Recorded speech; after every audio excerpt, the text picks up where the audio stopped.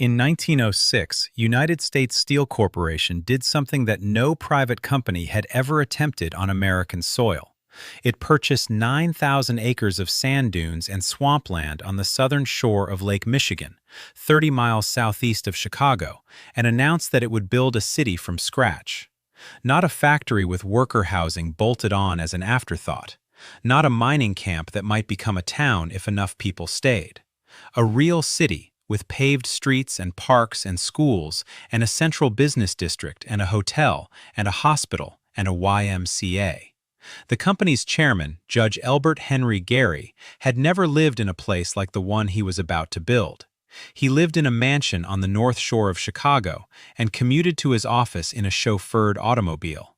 But he understood something about the steel industry that most of his competitors had not yet fully grasped. The cost of moving raw materials to existing cities was becoming the single largest variable in steel production economics. Iron ore came down the Great Lakes from the Mesabi Range in Minnesota. Coal came by rail from the fields of West Virginia and eastern Kentucky. Limestone came from quarries scattered across Indiana and Michigan. If you built your mill at the exact point where all three supply chains converged, at the southern tip of Lake Michigan, where the rail lines from the east met the shipping lanes from the north, you could eliminate hundreds of miles of redundant freight cost on every single ton of finished steel. So Judge Gary did not go looking for a city that needed a steel mill. He went looking for a geography that could support one.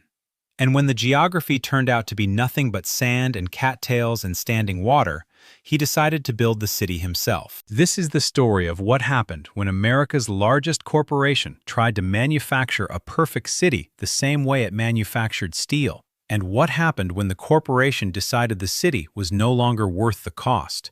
The Gary Land Company, a wholly owned subsidiary of U.S. Steel, platted the town in the spring of 1906. The company hired the civil engineer Armanus F. Knotts to design the street grid, which he laid out with military precision over terrain that was essentially beach. The main north-south artery was named Broadway. The main east-west streets were numbered, 1st through 25th, in a pattern borrowed from New York City. The intention was explicit. This was not a temporary encampment. This was a permanent American city, and it would look like one from the day the first stake went into the sand. Construction moved at a pace that would be difficult to replicate today. The first blast furnace went into operation on December 23, 1908, less than 3 years after the land was purchased. By 1909, the company had completed the first residential neighborhoods, rows of wooden frame houses on narrow lots, built to a standard plan, rented to workers at rates that were moderate but non-negotiable. The company owned the houses. It owned the land beneath them. It owned the water system and the sewer lines and the streets connecting them. If you worked at the Gary Works Mill, you lived in a Gary Land Company house, and you paid your rent to the same entity that paid your wages. By 1910, Gary had 16,802 residents, a functioning city government that existed largely at the pleasure of U.S. Steel, and the largest integrated steel mill in the world. The mill itself stretched for 7 miles along the Lake Michigan shoreline, a cathedral of industrial ambition that consumed 12,000 tons of raw materials every single day and employed thousands of men in shifts that ran around the clock, 365 days a year. The blast furnaces never stopped. Shutting one down and restarting it cost so much in time and fuel that the company kept them running through holidays, through blizzards, through labor disputes that stopped everything else. The fires that made Gary's steel burned continuously for decades. The workers who poured into the new city came from everywhere desperation lived. Serbs, Croats, Poles, Hungarians, Italians, Greeks, Mexicans, and later, in increasing numbers, Black Americans from the Deep South. They arrived at the Gary Works gate with nothing but the capacity for physical labor and signed on for 12-hour shifts, 7 days a week. The standard steelworkers' schedule in 1910 was the long turn, 24 consecutive hours of work every other Sunday, when the day shift rotated to nights. A man worked 84 hours in a week and was grateful for it, because the alternative was the uncertainty of agricultural labor or the coal mines, both of which paid less and killed you just as efficiently. The pay was decent by the standards of the era, roughly $2 a day for common labor, more for skilled positions. The work was the most dangerous industrial labor in America. Molten steel at 2,800 degrees Fahrenheit does not forgive hesitation, distraction, or bad luck. Men died in the mills with a regularity that would shut down any modern factory permanently. They were crushed by rolling equipment, burned by splashing metal, suffocated by gas in poorly ventilated chambers, and killed by explosions when water contacted molten steel. The company recorded the deaths in the same ledger books where it tracked production tonnage. A death was a line item. The furnace did not stop. But Gary grew because the furnace did not stop and neither did the money it generated. By 1920, the population had reached 55,000.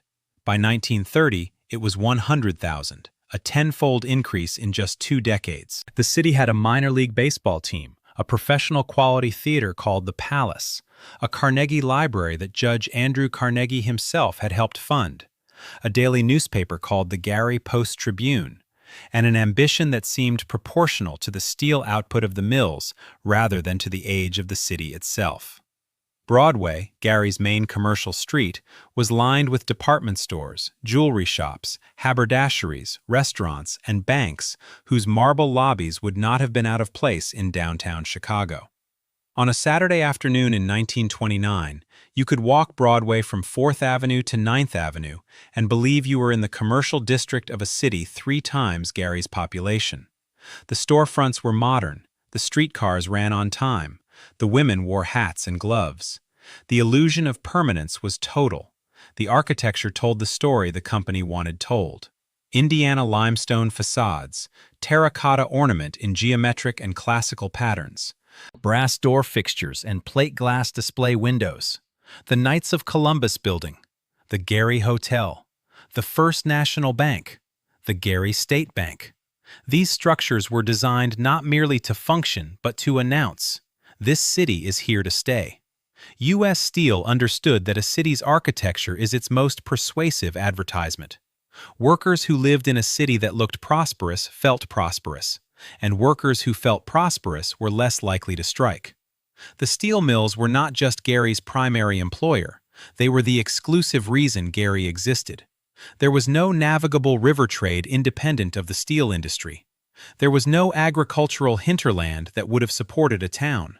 There was no university, no state government, no military installation, no natural amenity that would have drawn people to this particular stretch of the Lake Michigan shore. Gary was a one-industry city, built by that industry, for that industry, and entirely dependent on the continued willingness of that industry to operate in that location. In 1929, this dependency felt like security rather than vulnerability, because American steel was the backbone of American infrastructure. Every bridge, every skyscraper, every railroad track, every automobile, every appliance, every tin can required steel. And Gary Works was producing more of it than any single facility in the world. Why would that ever change? Then came the Depression, and Gary learned its first lesson about corporate dependency. U.S. Steel cut production by 75% between 1929 and 1932. Thousands of workers were laid off without warning, without severance, and without any mechanism for collective appeal.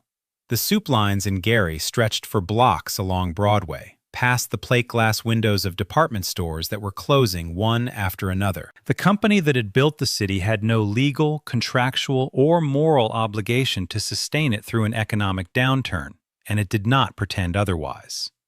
Judge Gary himself had died in 1927, and the company's leadership in New York City had little sentimental attachment to the Indiana town that bore his name. But Gary survived the Depression because 2 external forces intervened.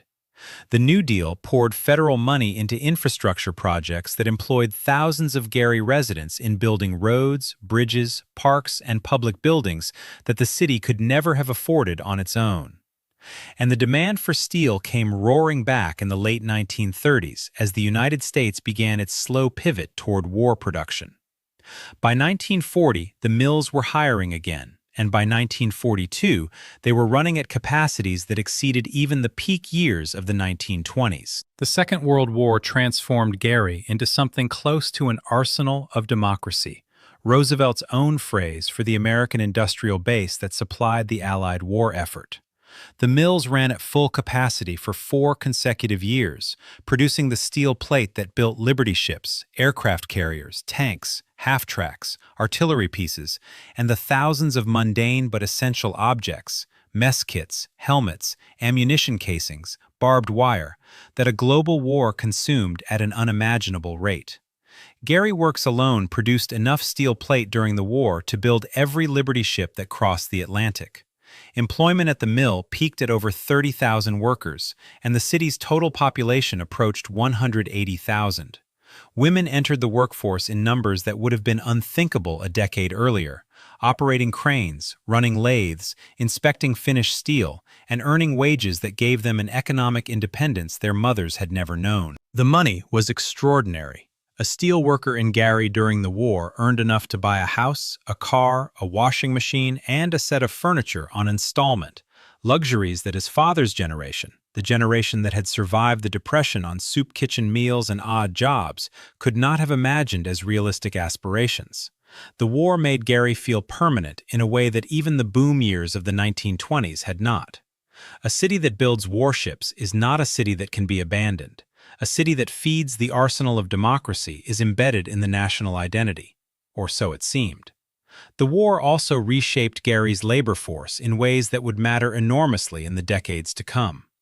The demand for workers was so intense that U.S. Steel actively recruited from the Deep South, sending labor agents to Mississippi, Alabama, Georgia, and Louisiana to bring black workers north with the promise of wages that exceeded anything available in the cotton economy by a factor of 3 or 4.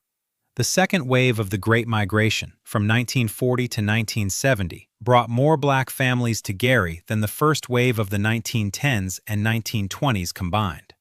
They came because the money was real.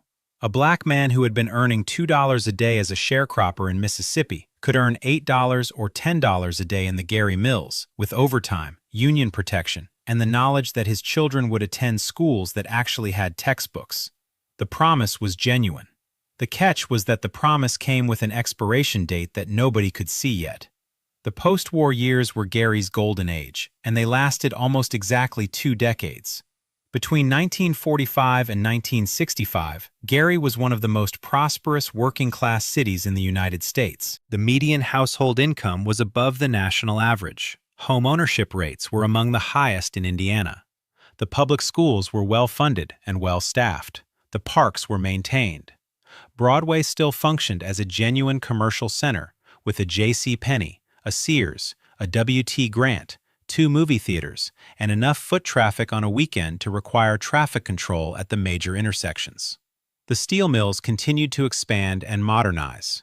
U.S. Steel invested hundreds of millions of dollars in upgrading Gary Works during the 1950s, adding basic oxygen furnaces that dramatically increased production efficiency, continuous casting systems that reduced waste, and pollution control equipment that was advanced by the standards of the era, if not by ours. But 2 forces were building during those prosperous years that would converge to destroy Gary more thoroughly than any economic downturn ever could. The first was the Great Migration. The decades-long movement of black Americans from the rural South to the industrial cities of the North had been reshaping Gary's demographics since the 1920s. By 1960, Gary's population was approximately 39% black, one of the highest percentages of any northern industrial city. This was not a transient population. Gary's black community was substantial, established, and politically organized.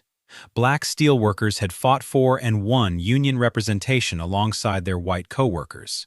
Black families had built churches, businesses, fraternal organizations, professional associations, and a civic infrastructure that paralleled the white community in ambition and capability, if not in political power or financial resources. The second force was suburban sprawl, accelerated by the federal highway system and by the mortgage subsidies of the FHA and VA loan programs, subsidies that were, in practice, if not in explicit policy, overwhelmingly directed toward white borrowers purchasing homes in white suburban developments.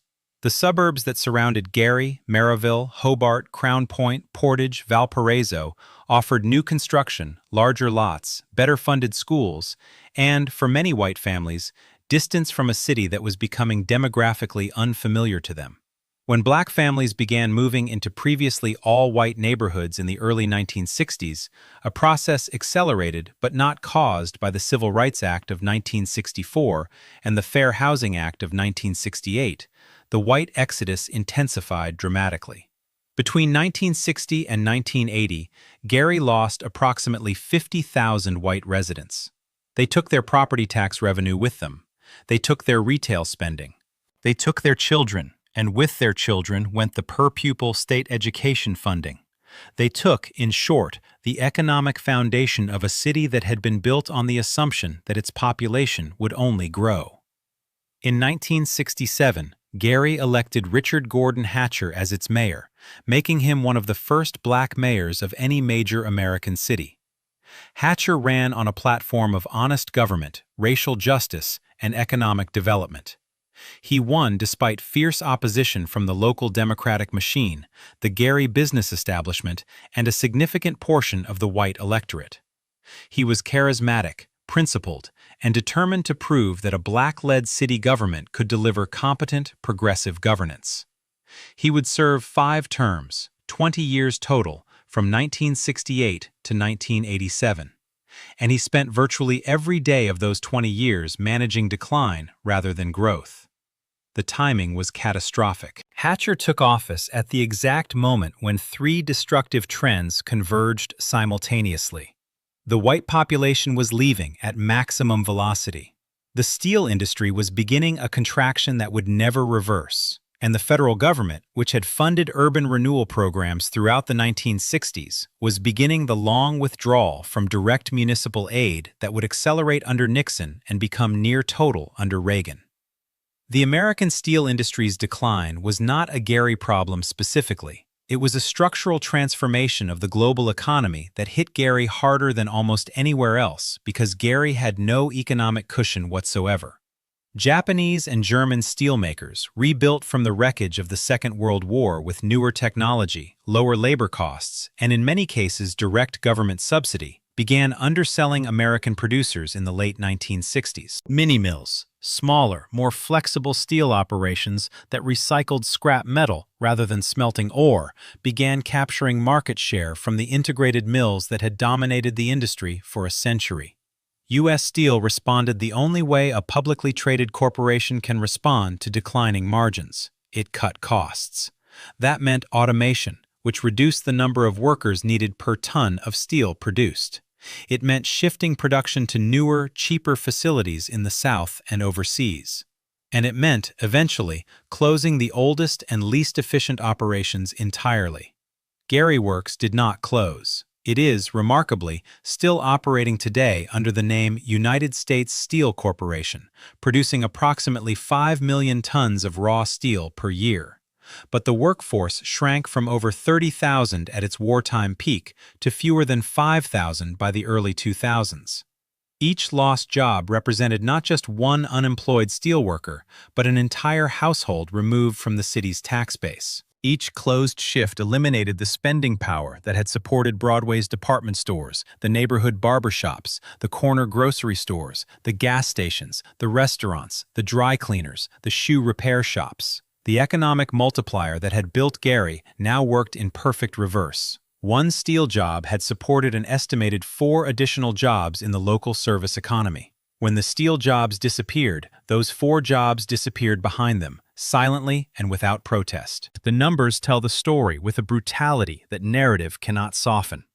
In 1970, Gary Works employed approximately 28,000 people.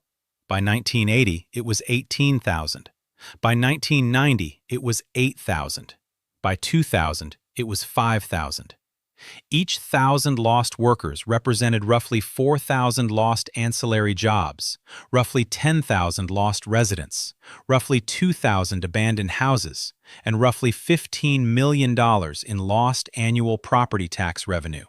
Multiply those numbers across 3 decades, and you begin to understand why a city of 180,000 became a city of 80,000 in a single generation. The physical deterioration of Gary followed the economic deterioration on a delay of about 10 years, the way a body continues to function for a time after the blood supply is cut. In the 1970s, the residential neighborhoods looked mostly intact, even as families were packing moving trucks and leaving for the suburbs. The houses were still painted, the lawns were still mowed, the churches still held Sunday services. But by the 1980s, the vacancies became impossible to ignore.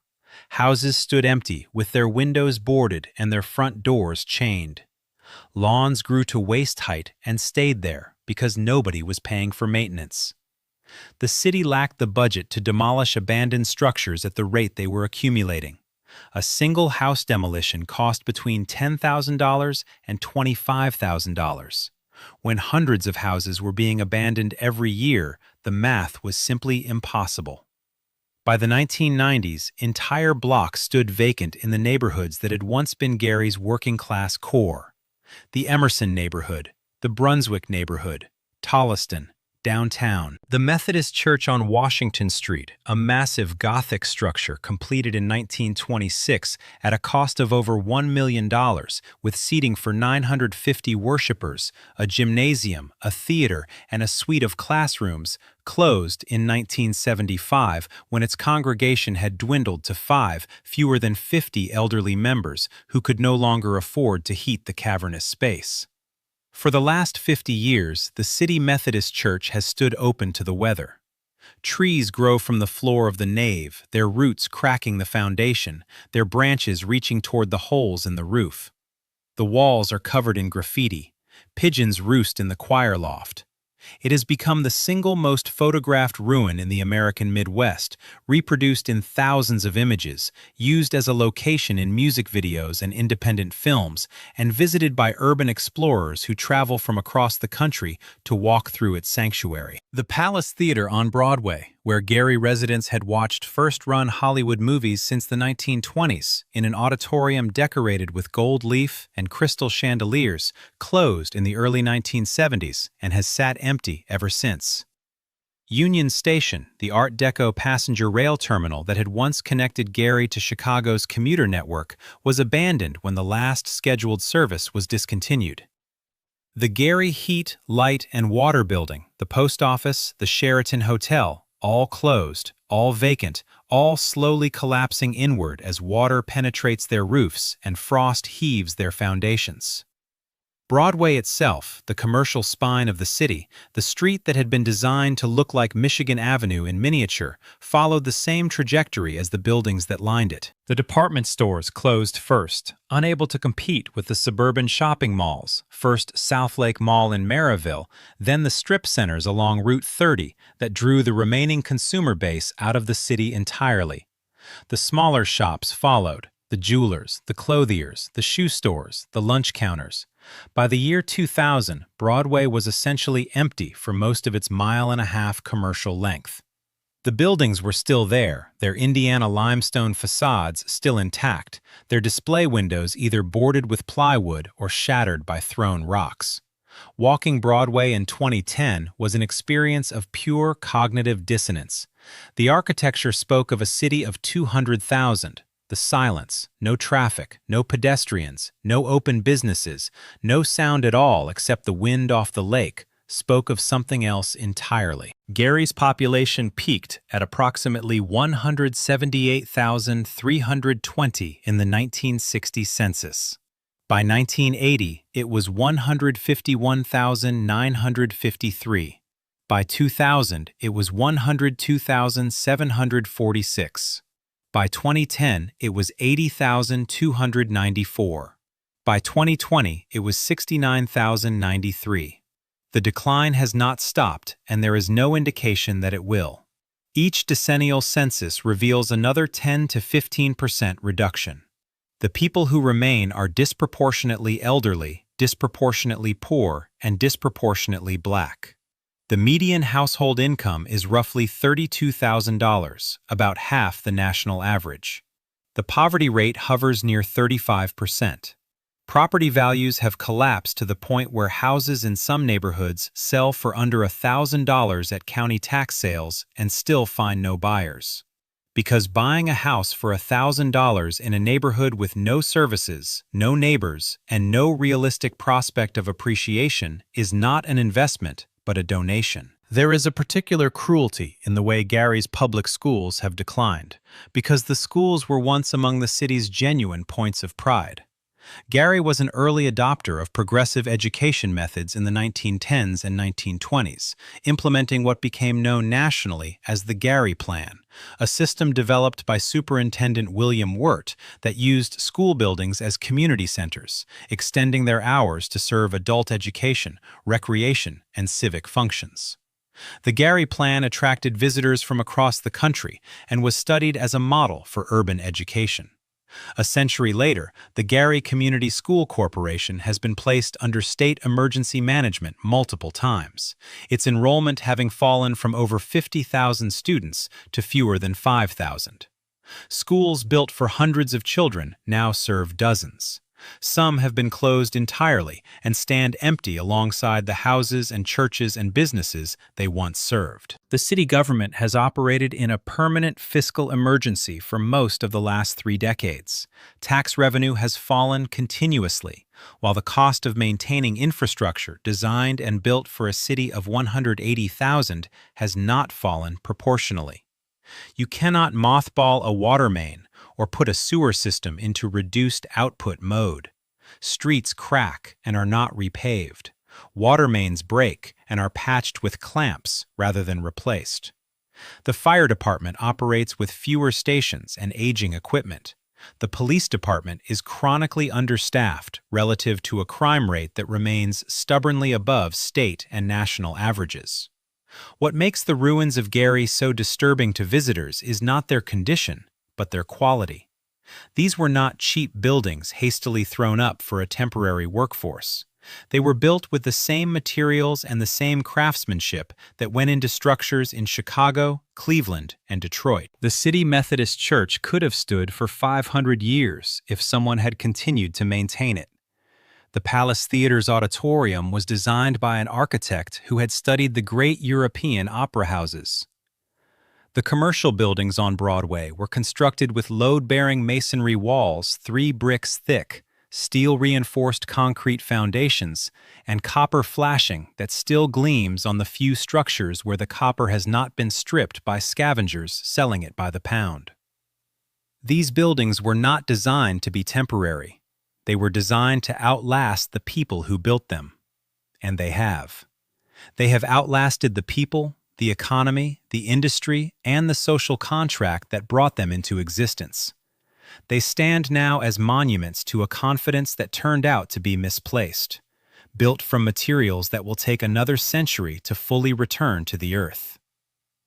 The demolition effort tells its own story. Since 2010, the city of Gary has demolished over 3,000 abandoned structures using a combination of federal blight elimination grants, state funds, and its own meager resources. 3,000 structures, and the city estimates that at least 2,000 more remain standing and vacant. Each demolition costs between $10,000 and $30,000, depending on the size of the structure and the presence of asbestos, lead paint, or other hazardous materials. And virtually every structure built before 1970 contains at least one of these. At the current rate of demolition, and assuming no additional structures are abandoned, which is not a safe assumption, Gary will be removing the physical evidence of its former self for another 20 to 30 years. And yet, Gary is not dead. It would be dishonest to say so, and it would be deeply unfair to the 69,000 people who live there, many of whom choose to stay because Gary is their home and they are not willing to surrender it to the narrative of total collapse. The steel mill still employs several thousand workers, and those workers still spend their wages in Gary and its surrounding communities. The Indiana Dunes, the remarkable stretch of lakefront sand dunes and wetlands that sits on Gary's northern border, was designated a national park by Congress in 2019, an act of federal recognition that brings tourist dollars and a degree of visibility that the city has not enjoyed in decades. In the Miller Beach neighborhood, the southernmost edge of the dunes, proximity to the lake and the national park has attracted a small but growing community of artists, remote workers, and young professionals who are buying houses at Depression-era prices and renovating them with their own hands. Michael Jackson was born in Gary, Indiana, on August 29, 1958, in a small house at 2300 Jackson Street on the city's east side. He and his brothers, Jackie, Tito, Jermaine, and Marlon, formed the Jackson Five in that house, rehearsing in the cramped living room while their father, Joe Jackson, drove them with a discipline that bordered on abuse and produced a musical act that would become one of the most successful in the history of popular music. The family left Gary for Los Angeles in 1969, when Michael was 11 years old, and never returned to live. The house at 2300 Jackson Street still stands. It is tiny, modest, and unremarkable in every architectural sense. It is also the single most visited location in a city that has almost nothing else to attract a visitor. The city has proposed a Michael Jackson museum on multiple occasions over the last 2 decades. Each time, the proposal generates local excitement, regional press coverage, and then silence when the funding fails to materialize. The gap between what Gary was and what Gary is fills that silence completely. The story of Gary, Indiana is not primarily a story about race, though race is woven through every chapter from the Great Migration forward. It is not primarily a story about steel, though steel is the reason the city was created and the reason it collapsed. And it is not primarily a story about bad governance, though Gary's political history includes its share of corruption and mismanagement. It is a story about what happens when a corporation builds a city as a means to a financial end, and then the financial end changes. U.S. Steel did not build Gary because it cared about the people who would live there. It built Gary because the geography at the southern tip of Lake Michigan was optimal for minimizing the freight cost of steel production. When the economics of global steel production shifted, when automation reduced the need for labor, when foreign competitors undercut American prices, when mini-mills proved that steel could be made without billion-dollar integrated facilities, U.S. Steel had no reason, no obligation, and no inclination to sustain the city it had called into existence. The corporation was not a government. It had no constituents. It had shareholders, and its fiduciary duty to those shareholders was to maximize returns on invested capital, not to maintain a municipal infrastructure in northwestern Indiana that no longer served the company's strategic interests. This is the fundamental problem with the company town as a concept, and Gary is its most complete American demonstration. A company town works brilliantly during the expansion phase of its parent industry. It provides housing, services, community, and economic opportunity at a scale and speed that organic urban development cannot match. But a company town has no immune system. It has no economic diversity to fall back on when the primary industry contracts. It has no institutional memory of being anything other than what the company made it. When the company pulls back, the town does not adapt.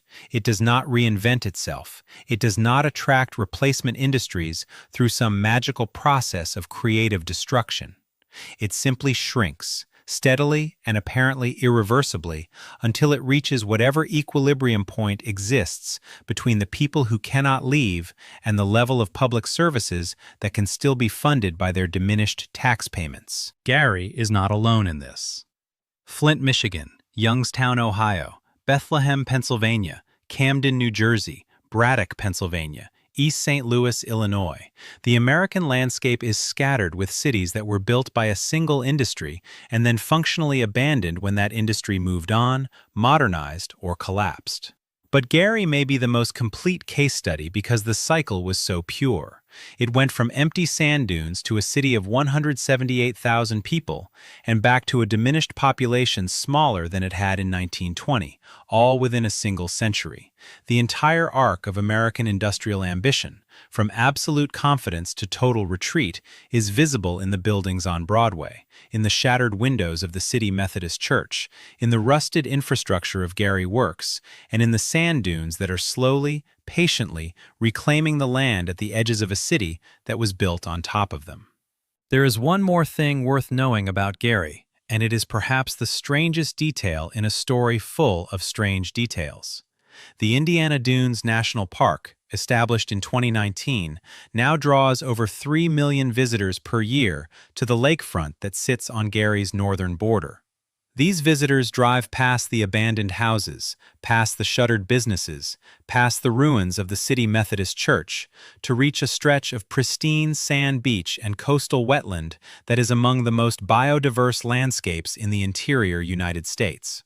The dunes support over 1,100 species of flowering plants, more per acre than any other national park. They contain remnants of prairie, bog, swamp, savanna, and old-growth forest within a few miles of each other.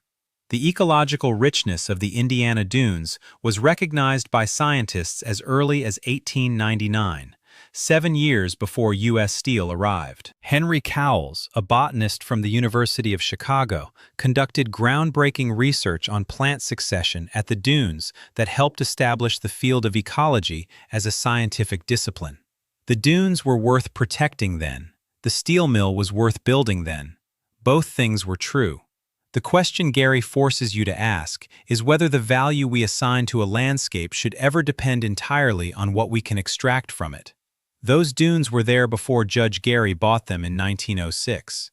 They will be there long after the last building in Gary has been demolished or has collapsed under its own weight.